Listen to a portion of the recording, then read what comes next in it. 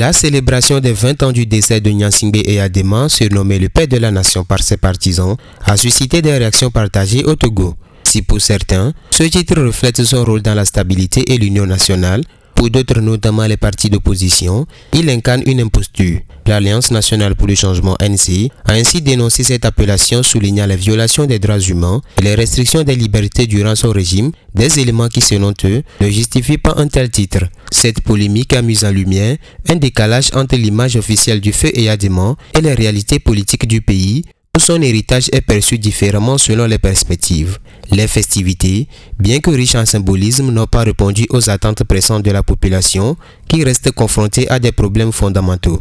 L'accès à l'emploi, la stabilité économique et la lutte contre la pauvreté demeurent les réalités des Togolais. Alors que le pays continue de faire face à des défis majeurs, les actions politiques restent axées sur le respect de l'histoire et de l'héritage du défunt président, laissant souvent de côté les préoccupations immédiates des citoyens. Les célébrations n'ont donc pas suffi à apaiser les frustrations populaires, d'autant que de nombreux Togolais s'interrogent sur l'efficacité des politiques actuelles en matière de développement économique et de réduction des inégalités.